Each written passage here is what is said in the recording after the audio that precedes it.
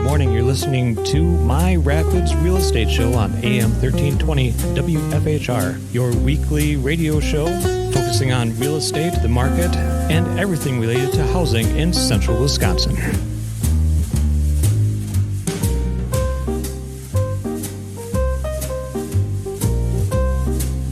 Well, welcome back. I'm Ben. And I'm Carrie, Nikolai. And you're an agent with Coldwell banker Siewert Realtors here in Wisconsin Rapids. And you are my licensed assistant and bonus husband. Okay, bonus that you are my husband too, not bonus husband, but let's clear that up right away as I get the funny looks.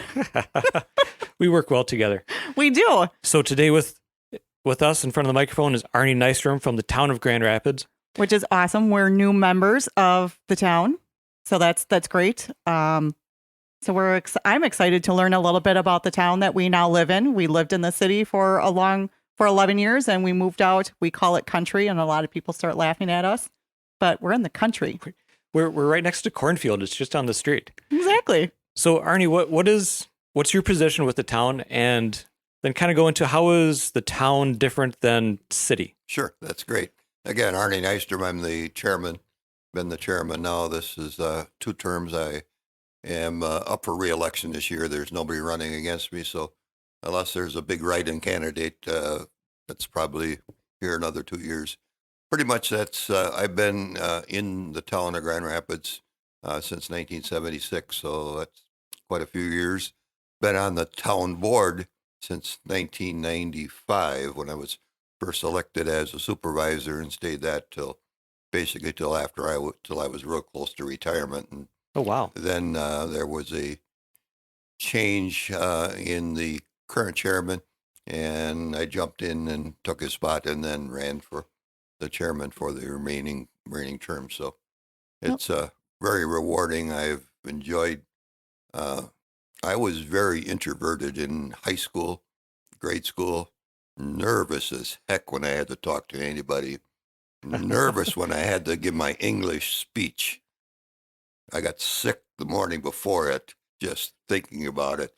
But, after being in the town and sitting at meetings and finally getting to talk a little bit, it pretty much turned me around. So I'm not afraid to talk to anybody now. And sometimes my conversations can be very in-depth, especially if I'm trying to problem solve for somebody. Sure. But it's what we love to do. So in the city, we've got a mayor and alderpersons, and alderpersons are really set to each of their aldermanic words. Yeah, to the words. Yeah. So how does that work in the town? Actually, the town, it's basically you are elected by the entire population to serve it. We have 4 supervisors and 1 chairman. And a town is considered the closest piece of government towards the public. The town electors still technically have the responsibility to set our budget. If we hold a budget meeting in November, and if somebody came in and said they wanted to lower the tax rate and there was enough people to vote for it, the tax rate will get lowered. But that's never really happened with Grand Rapids, typically because we strive to perform and provide what the public wants at the most economical cost.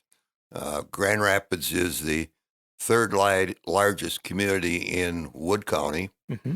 We're the 13th or 14th largest township in the state of Wisconsin, with approximately 7,800 people. And covering over 20,000 square miles. Wow, we're 22,000. 22,000. 22 square miles in the township. There you go. Basically, no thousands on it. Yeah, Okay. we got to get the thousands on it. If you talk about square feet or something, yeah. But anyway, that town has changed over the years. For those of you that may have been around for a long time, where the expressway goes down to the river to the south, all the way to the airport, was the town of Grand Rapids. Back in 50s or 60s, they started to have issues with water and or sewer issues there, and that whole section then annexed off and one large piece to the city of Rapids. In what I've said to people in many years is, if there is a valid reason to leave the town, the town is not going to hold you back. Right. Yeah, there's a power of a certain number of people have to vote in a group if you want to go all at once. But if there's valid reasons, and a lot of the times it may be the water's changed or their septic system has failed, and the city is right next door to them, maybe that makes sense to become a city member. But So that kind of explains why we will find on the edge where one house is Grand Rapids, the next house is City of Wisconsin Rapids, next house is Grand Rapids. yeah, that's why you see what we call, it's not a cookie cutter. It's just an edge that's artificially put in there because of one reason. And maybe another reason, the city annexed like a piece of industrial land that was Grand Rapids had.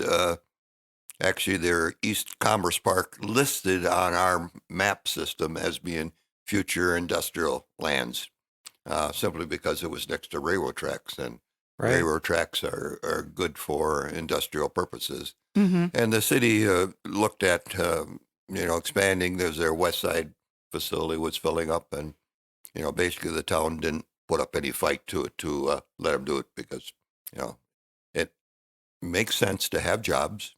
Oh, yeah. Jobs mean more people. Jobs mean more people looking for housing. And Grand Rapids is attractive because of parks, the Wood County Park System, the good walking trail that they have around there, and the future walking trail that will come from 32nd Street right into the trail system that goes around Lake Wazeecha. We're working on a use agreement with the City of Rapids as we speak. They may approve it at their next meeting. Our board may approve it soon. And then the Grand Rapids will have to try to fundraise for a little bit of the process. It's not going to be a paved trail. It'll be a hard-packed surface trail, so that on the east end, part of that is used by the snowmobile clubs during the winter months. Okay. So we need to make arrangements that we both can be users of it. We can use it as a walking, biking trail for the 8 to 10 months out of the season, and then shut the trail down and let the snowmobile club hopefully use it more than 10 days like they had this year. This was a very nice year for us to move into a different house. Right. It was nice and mild. We didn't get the Nice snow and like I mild. was hoping for, but Yeah, that was a kind of a bummer, the snow, but the cold weather that we had in, is it late January or was that in February? that was in February. Like Yeah. mid-February, we Yeah, got frozen. Hit hard and it stuck around for That a was couple of chilly. weeks. That was chilly, yes, it was. So some of you mentioned some of the community amenities here in Grand Rapids. So we've got Lake Wazeecha. That's a huge draw, and the water ski tournament usually every year. Mm-hmm. And on I want to say it's the north side of the lake, we've got the Frisbee Golf that's over there. So that side has started to get developed. So it'd be on the White Sands side. So it's just a little bit further down from White Sands.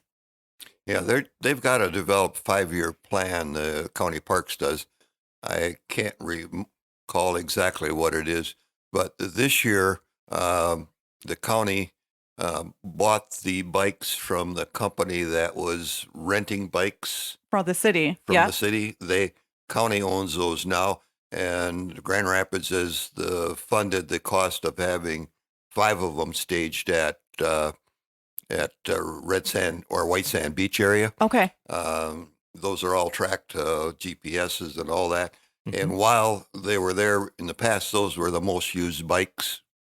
So we've agreed to support funding for them to be put back there this year. But And I know that trail around Wazeecha is really nice. It's 4.4 miles, something like that. yeah, And it was always really nice. I always enjoyed, I had to drive in because I didn't want to do the 4-mile walk to the lake and then walk 4 miles and then walk 4 miles back. It just seemed a little excessive.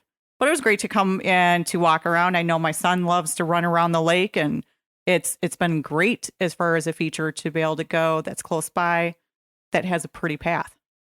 It's a great area. And then if I could maybe move on to a topic that's really high in my thing is Sure. the safety of our community. All right.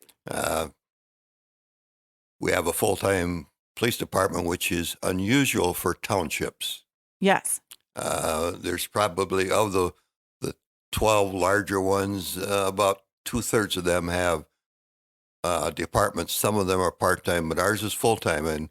And we have our own investigator, which kind of helps move things along when we have cases, prior to us using the county, which has a very excellent investigation service. But with, all the other crimes that are around the area, it's pretty tough for them. And they're servicing the entire county.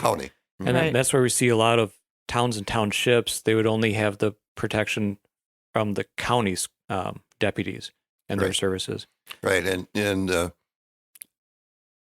the fact that we have the full-time department leads me to believe that's the reason why we've been recognized by SafeWise.com. They're a calculator of the safety ratings based upon criminal activity and tracking that through the FBI reports and that.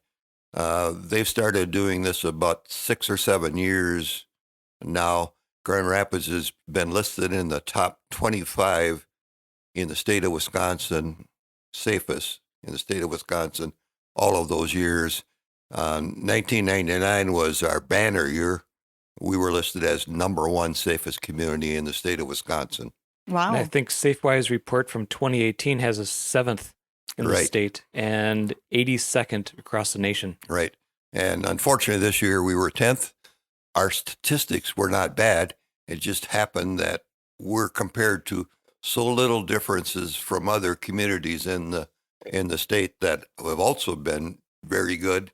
Yeah. And the thing about it is, you strive to do the best you can. Some of the things you just can't control, but it's basically, this measure is really looking at your violent crimes. Okay. Your sexual assaults, your robberies, your break-ins and stuff like this, and murders that's a bad score on you. Exactly. But one of the things that I want to do maybe in the next month, because I know in preparation for May being police officer awareness and all that good stuff, is get Mel into Chief Peterson to do an interview. He's got a great background too. He was a swell find for the town. Served as a Marine for a good long time. I know he's got a lot of FBI training connections, and he's just been around in a good way. Yeah. So with all of his experience he brought in, and he likes being here in the small town. His original home was in Vesper, Wisconsin. That's where he grew up, and that's where he got his first shot at being a police officer. And then he worked for I believe, Wisconsin Rapids, and then maybe Oshkosh, and then got into the military, then got with FBI. His last position with the FBI was in charge of Homeland Security at O'Hare Airport for the outgoing flights, I believe. But again, he has a wealth of knowledge, and when we have something come up that we need to dig in, he's got people that he's got the connections that he can go with.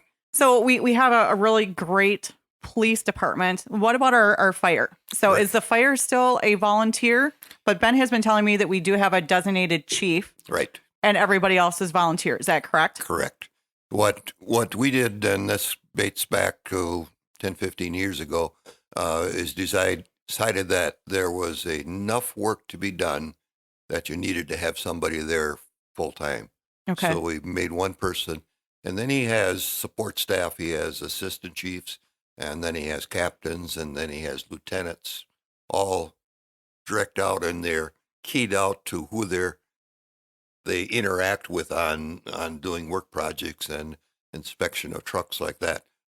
That's a good process because Grand Rapids doesn't just serve ourselves. Okay. We contract with Saratoga for about a half of their community, and also the town of Grant for about half of their community. We were looking at a funding source. So how do we assess what we should charge them? Basically, Right. to the services. Do we want to charge $250 per truck per hour? Well, that could get very expensive if you had a major fire. Yes. So we established a protocol that we said, okay, we took the number of fire calls that were in Grant, Saratoga, combined them. We took the number of fire calls that we were doing in Grand Rapids, and we said, what percentage are those? Turned out that our outlying communities were roughly 46% of the cost. So what we did is we looked at what's our static costs, just our normal cost of doing anything, not what it's going to cost us for a new fire truck, which I'll love to talk about in a minute. Mm-hmm. But it worked out to be that was extremely close to what we charged them for. So they hopefully feel comfortable with the contracts that we have with them. We have 2 years left on the contracts. We'll be talking to those folks in the near future about looking at whether we want to sit down and talk about another 10-year contract with them. But it's worked out good. We also do accident for the town of Grant, car accident response. We have the Jaws of Life and the tools like that. Prior to us having that, because they're Portage County, the Wood County Rescue. won't go there. Right. Well, we had to unless be, they're really emergency called. Right. but So- it would start with the village of Plover, I believe. Exactly. Village of Plover had to send trucks to Two. Grant to work on it. And us being close as we are, our chief said, we've got the stuff. I mean, we won't charge you anymore. And we'll just change the protocol with them and have them page us. We just had a call the other day. We were out, vehicle tipped over on Slippery Road, and Yeah, I think I Took- heard the sirens go by. So Yeah. it was And that makes response time so much faster instead of having to page Plover and Plover say, well, go ahead and mutual aid for yeah. services from Grand Rapids and Wood County. I was on the rescue squad for 16 years, so Oh, I got a little bit of You that. got a little knowledge of it. Yeah. And then you also understand that Grant uses United as their ambulance service, so it makes sense for two departments that work together a lot Right. are out there working on it because each one knows each other's jobs, what you got. So, And they're just down the street anyway, so. yeah. mhm. And that's kind of one of the other things that the fire department will do is act as first responder service to assist Right. with United Ambulance. Right. I believe we have 14 first responders. We had an interesting set of circumstances just about 3-4 weeks ago. The fire chief got a call from the people we bought our last AEDs, the devices to help get a person's pulse back on, and said, you better test all your units, and you need to test them this way because we're having severe failures. Oh my. 8 out of the 10 failed Ooh, the that's test. not good. Yeah. Out of warranty, out of replacement. So the town board at the last meeting had to decide, okay, how are you going to replace those?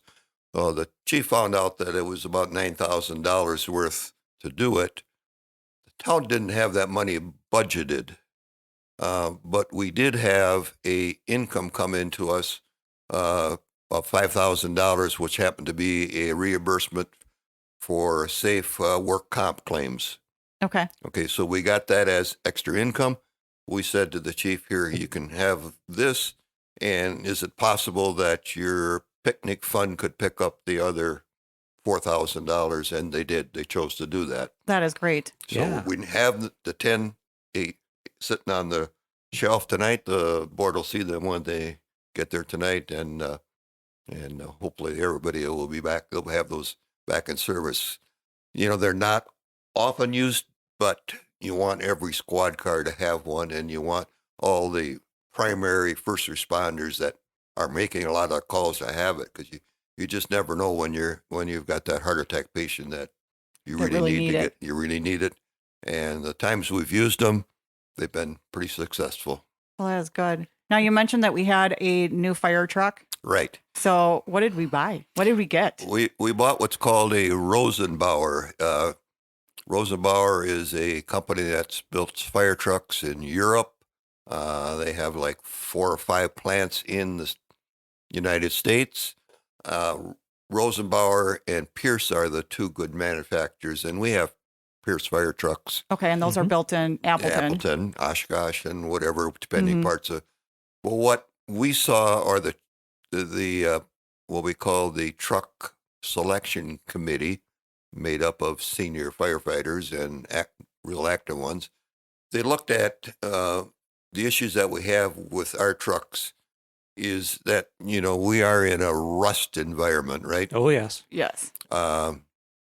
Rosenbauer appeared to them to have a better program and a better handle on the rust prevention. Sure. And if anybody comes over sometime, we'll show you what it is. It's pretty amazing. Everything is coated with a black type armor type coating, and I can't give you the actual term name. Right. But they decided to buy that made sense to them.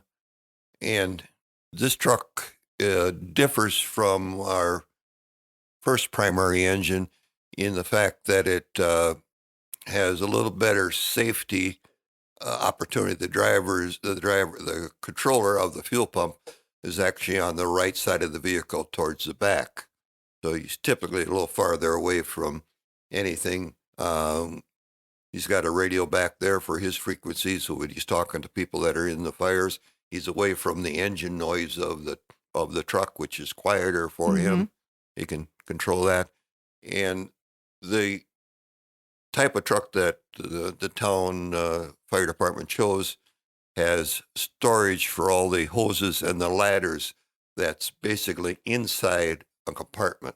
So you don't have all this stuff getting wet and slippery and froze up on the outside of the truck and all the hoses getting full of ice and that. So it's actually a better deal, a better setup for safety wise too. That's great.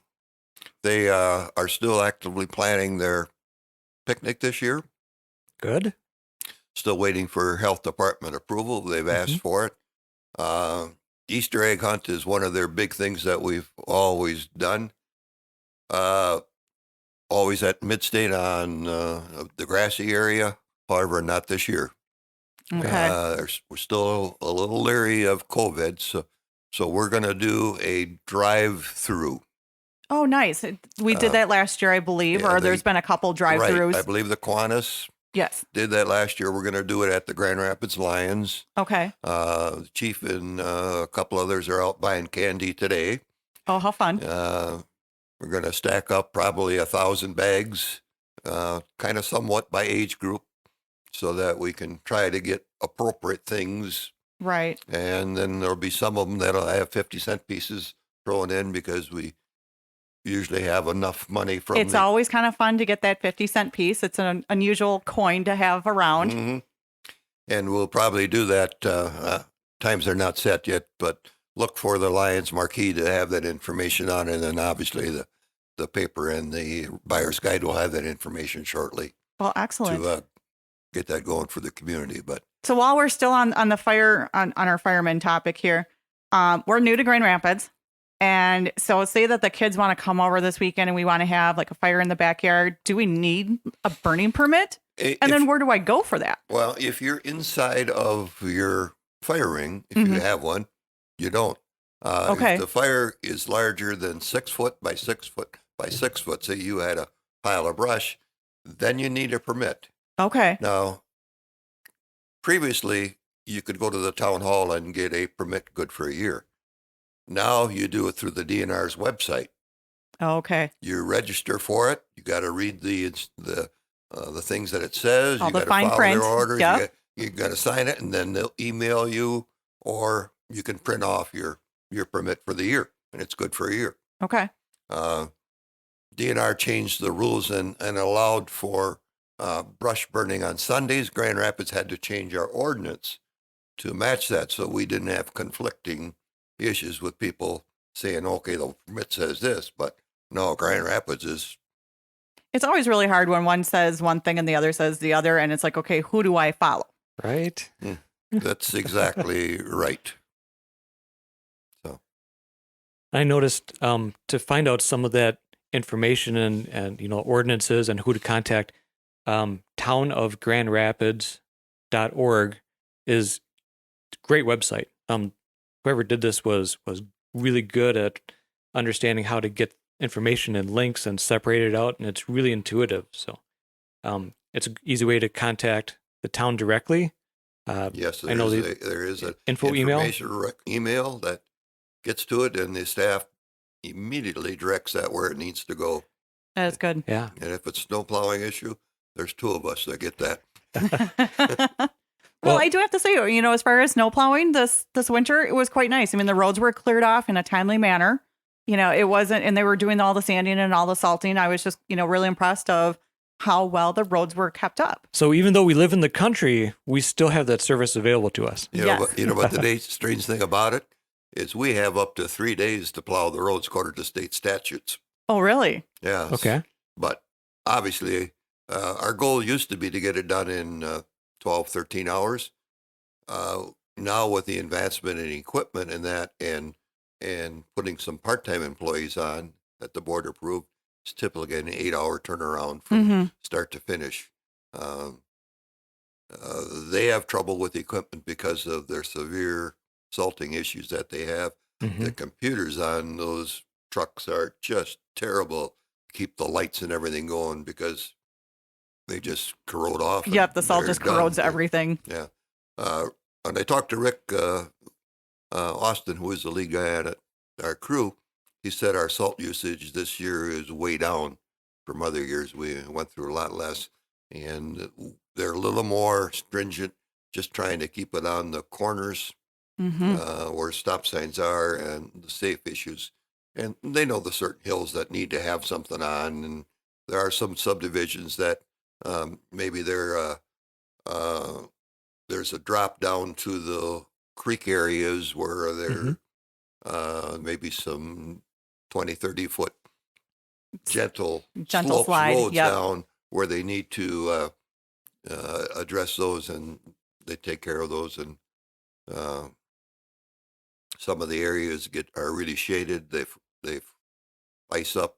The town does not have curb and gutters, and there are some people from time to time that complain we roll up the grass, and yeah, we probably do. We don't always know where the center of the road is during a snowstorm. When everything's covered with, yeah. It's all covered when there's no tracks in it. You may wander off a little bit, and sometimes just the sheer plowing of the blade, because the blade is angled in a direction that may pull you into off, and we do tear some up.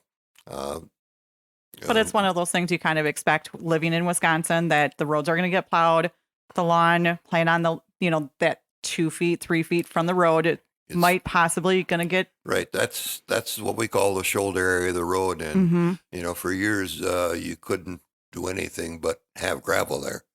Well, the town kind of got into the more subdivided look, and people wanted more aesthetics. Nicer and they let their grass grow up to the edge of the road.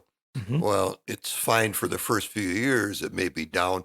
The town always asks for the road edge and then a drop down of 9 inches to where you start your grass. Sure. Okay. Well, eventually that got filled in with dirt, more sod, and it starts to raise up. So then when the blade angled at the edge of the way the road is angled, if it gets off, it gets into that. But we don't try to. People think we're targeting them. I'm sorry, we're not. But we go back and fix up any major issues in the spring. So the crew really doesn't like to do that. Well, then if they don't like to do it, don't tear it up, right? Yeah. Right. We had a little bit of that in front of our house, but it wasn't significant. And I kind of thought it as a good thing too, because they're pushing that snow farther away from the street, so it would kick out farther and not build up the big high snowbanks. And right. We looked at it as something, positive. So now, one of the other advantages that I saw coming into the town was the tax rate seems to be a little bit lower than in the city. And I know that it had been quite some time since Grand Rapids went through and did a reassessment Right. and whatnot, and that just happened. Right. Basically, all that does is uniformly put the houses together. There are some homes that went up significantly. Mhm. In talking to some of the owners that had that happen to them, they said, "Well, I agree. I bought my house for $100,000 more than you had me appraised for," yeah. and the assessors use state guidelines. They're not just going by whim and whatever. They need to match that state equalized value assessment. If we don't meet it, then there's either a percentage of our tax base we have to add on or take off if if our values are higher than what the state says they are. Right now, they're within half of 1%, and that's good enough. But it's strange. When I first was in the town, the tax rate was like $3.08 per thousand. Sure. Now this last year was $2.56 per thousand. So, how do we do that? Well, it's not that the town is just that more efficient. It's just that there's more people out here helping to pay that taxes. It spreads out a little bit more. I mean, 2 years ago, we built 32 homes in 1 year. Oh, wow. And I think we did, I want to say 16 last year, maybe 19. Gonna guess, and I think we're off to a good start this year. The way it sounds, looks like the builders that can build are building, even though, as you're probably aware of in the industry, lumber prices are through the roof. Yeah, they're about triple from what they were a year and a half ago. A sheet of Blandex plywood is like close to $45 to $50. Yeah. So, but yeah, compared to I did a study, and again, I'm not here to bash the neighbors. The cities and the towns, they have different costs than what Grand Rapids said. Let's be out in front of it. But we are from the southern end of the county.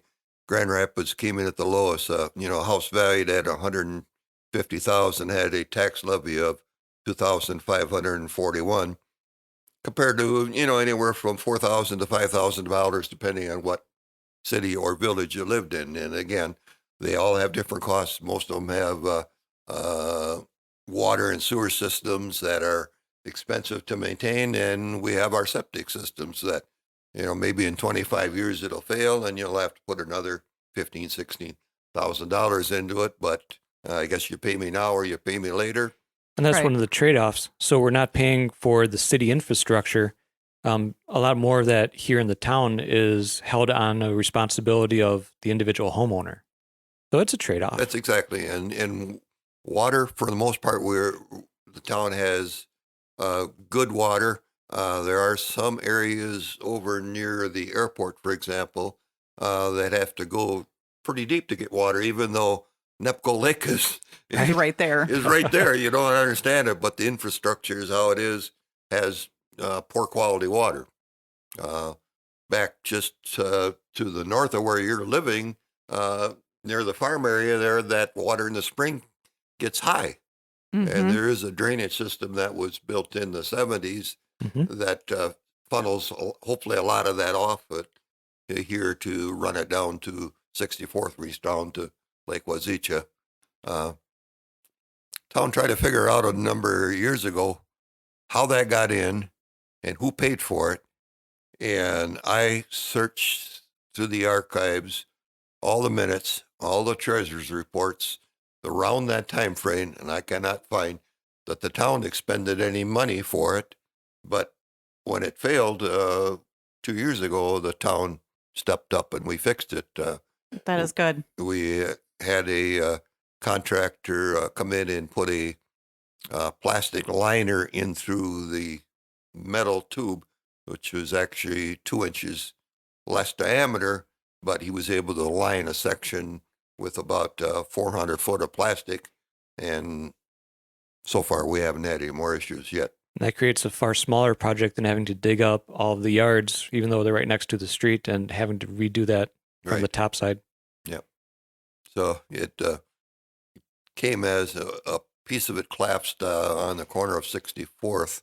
The pipe collapsed and pretty soon we had water finding its way up to the road, and Oh no. wow. we had to do an emergency repair. We had to jump on it and get that thing. We thought we were going to lose power poles and that, because that was a lot of water coming through at that point in time. And the water table has been high for the last 7 years, Mhm. above normal waterfall, water in the form of either snow or rain in our community for 7 years. We have a good tracking system on it, because our former town dump that was closed probably 30 years ago has a monitoring well system all around it that has to be monitored quarterly to make sure nitrates are not sleeping out of it. Right. It was kept according to DNR procedures, and so far it's not leaching anything out. And every time they come in, they give us a measurement of what the water table is at. So Well, that's good to have that data, so that way when people are moving into the area, they can research that to Yep. see what type of basement they're going to do. exactly, a good guide to that of the water table is to look at the Lions Club pond. Oh, okay. Sure. Yeah. During that high spring, it was high. It was 3 foot higher than it's ever been, and now is down to probably maybe a foot higher than normal. But it's getting back down to the normal. The city has a lot of gives us a little help from time to time, because they do have a well that's not too far away that kind of helps draw some of that subsurface water out. Mhm. And there's actually 3 springs in that pond that bring fresh water into it. So the Lions Club is fortunate; they don't get a lot of green showing up in the water. Yeah, not a lot of algae has Not a lot time of to grow algae. when it keeps moving. Keeps moving. That's exactly right. One of the things that I also found interesting was the investment in the airport. Because a lot of people think the airport is just it's in the city, but it's a There's like culmination four. of Yeah, there's 4. neighboring communities as Yeah, well. there's 4 communities. Nakusa, Port Edwards, the city, and us. Originally, there was 5 involved. Buren was involved in it when it was initially, but actually 3 of us have land that's inside of that area. Port Edwards, Grand Rapids, and us are in the city. It was given to us by the Alexander family, and a commission was formed to run it. At that point in time, there was some air service in the late 70s, early 80s, Mhm. that would be regular transit air service that would go to Chicago with the commuter.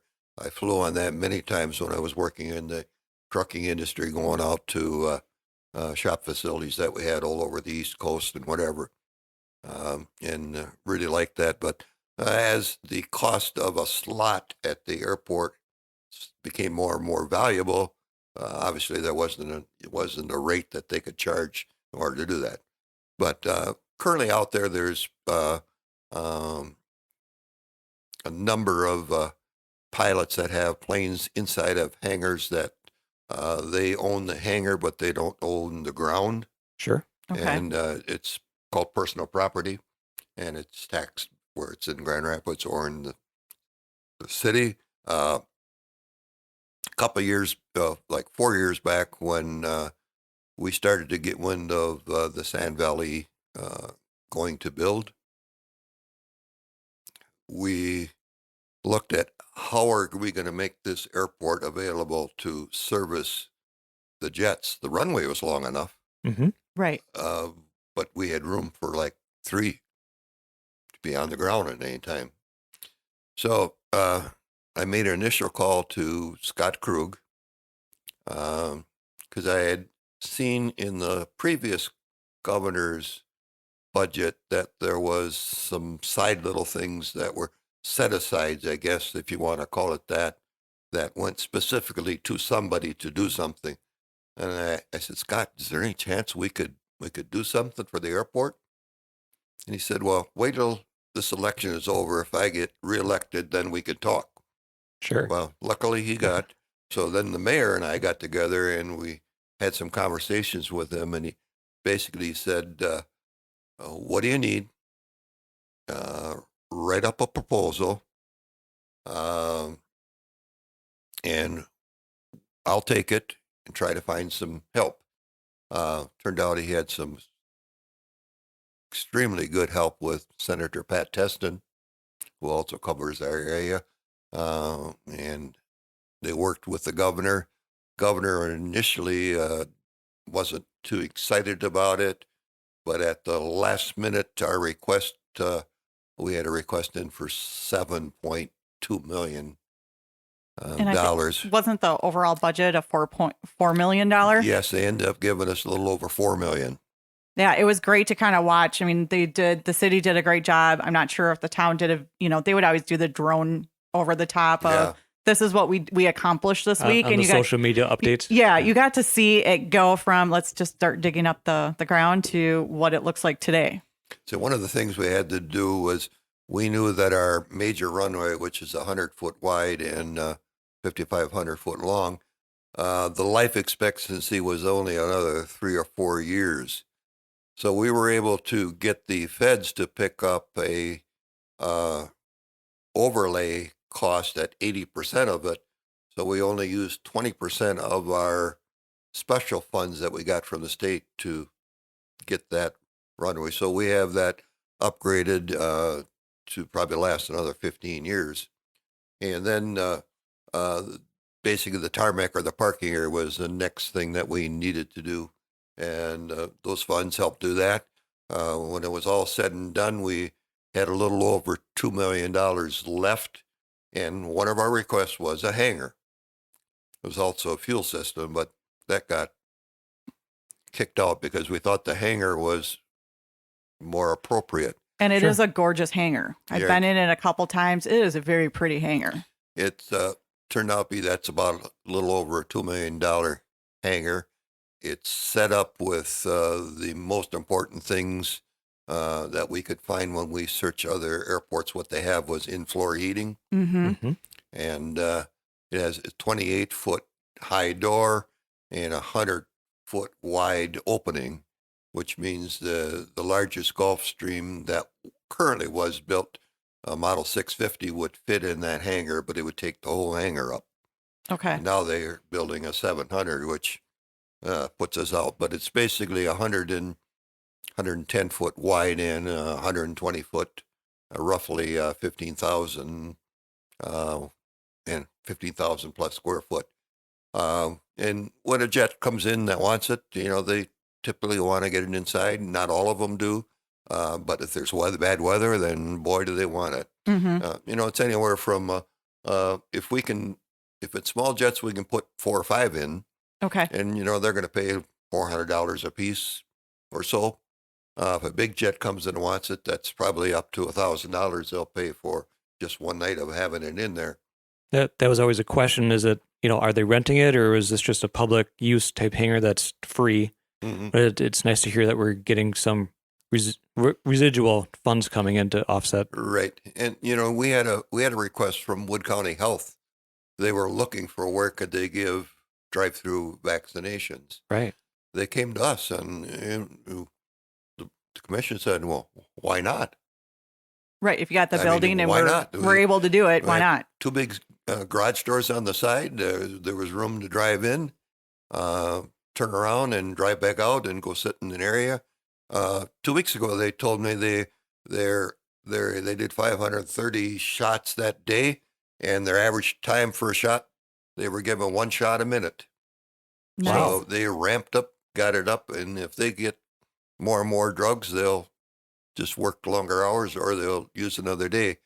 Now, we told them, certainly you can have this as during the weather, that times that we don't need it, but we get into May, then it may be when the severe weather starts kicking in and we're not sure what we're going to get. And we're getting more people flying into the area at that time too. Right. That's when the pilots are coming in here, and we may have to, because primarily property on an airport is supposed to be used for airplane functions. Correct. But we did get a BOA permission to do this.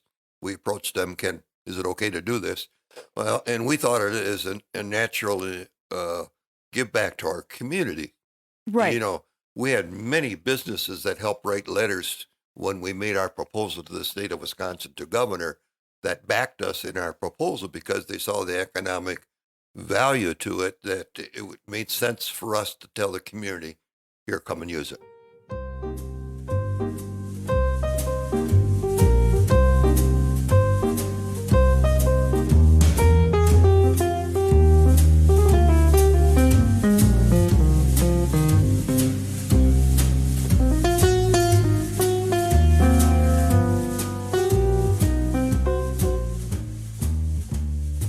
All right, we're going to take a break here at the end of our first hour, talking with Arne Nystrom from the town of Grand Rapids. Make sure you come back to Hour 2 when we continue our discussion. We'll focus more on the amenities that Grand Rapids has to offer, and we'll pick right back up with the airport. Definitely some interesting new items coming in with the airport here in Wisconsin Rapids. Alexander Field has been around for a very long time and actually really got constructed in the 1920s, about 1927. So to hear a little bit more about where we're going with the airport and our little town over here in Grand Rapids, stay tuned for Hour 2. Some quick things to catch up on. Remember to head over to townofgrandrapids.org for their great website. They've got a lot of information on pretty much everything about the town. If you want to know more about the governmental structure, about who to contact, about elections, how those are run, when they are, what's on the upcoming ballots, you can find all that out, along with information on the fire department and public works. If you'd like to give the town office a call, go ahead and dial 715-424-1821. And like Arne had said, they've really got a great response over there. The town really works as a good team. Every time I had some information requests, gave them a call. They were very eager and helped completely. It was a big help, actually, when we purchased our house here in Grand Rapids. There were some interesting questions I had about the drainage system that was along 64th, and they were able to lead me to the right people and get those questions answered. So I was very thankful for that. Also, whenever we have questions about exactly the covenants for each of the subdivisions here in Grand Rapids, they do have those on file. So if you're looking for a house in Grand Rapids, give them a call. There might be some covenants and restrictions for your individual subdivision. That's something we always encourage buyers to be curious about. If you're into a subdivision situation, they might not have a homeowners association, but they may have covenants and restrictions about what you can build on the property. For instance, fences or auxiliary structures. Those extra structures might need to mimic the look of the house per the covenants. And all those covenant restrictions do flow with the land. So it's not just from one owner and then they go away when you purchase it. You're purchasing the land in that subdivision, which has those restrictions. So those are different than an HOA. And I think we might talk about that in a future episode, just what makes those differences unique. A little bit of history. Grand Rapids and Wisconsin Rapids and the city of Centralia has a history that goes about 120 years back. So the city of Grand Rapids really came into being in the late 1800s. Dave Whitney created the dam down in a Point Bass area, and he was looking upriver to find sources of new hydro power. The water power was a big driving force in this community as far as not only creating electricity later on, but taking water energy that moved across the falls, converting it into mechanical energy to help process wood, creating paper, and other products as well. So he had come up here a couple miles and found a 45-foot falls they called Zétal Rapids, which is French roughly for Grand Rapids. The city of Centralia was on the west side of the bank. That got founded in about 1900. Grand Rapids, here on the east side of the river, well, they finally got conjoined and married in the early 1900s. And in 1920, we celebrated this last year, and we probably would have celebrated a little bit more if it weren't for the pandemic. But the name got changed to Wisconsin Rapids. Now, of that time, a town was still being ran, the town of Grand Rapids. And like Arne had said, the governmental structure is different between a city and a town. And this also explains why many of the city infrastructure of Wisconsin Rapids, the sewer and all those other infrastructure items, really was pushed into and taken over of areas of the town. We do see that a lot over by the airport. There keeps coming up on the market houses, and we start asking the homeowners, do you know of any abandoned septics that were in this area? And we have a good number that have said, yes, there was a septic system, but it was abandoned in the 50s or 60s or whenever they converted over. So if you'd like more information about the town of Grand Rapids, remember, townofgrandrapids.org. The office number is 715-424-1821. And if you'd like to know more about the history of the area, go ahead and check out our links over at myrapids.info. Or if you would like to check out more of the inventory of homes that are listed for sale in the area, it's always changing. There's always homes coming up on the market. Head over to myrapids.com. myrapids.info and myrapids.com are the places to go. Now, if you have comments or questions for us here on the radio show, these are pre-recorded episodes, but you can send that to myrapidsradio@gmail.com. So it's a quick little link. Just send us some information. If you have comments, questions about being a homeowner in one of our area communities, send it to myrapidsradio@gmail.com. Because it's not just Carrie and I whose rapids this is, Wisconsin Rapids, Grand Rapids, the Wisconsin River. It's everyone's in the community to share. So stay tuned. We'll come back for Hour 2 and continue talking with Arne Nystrom.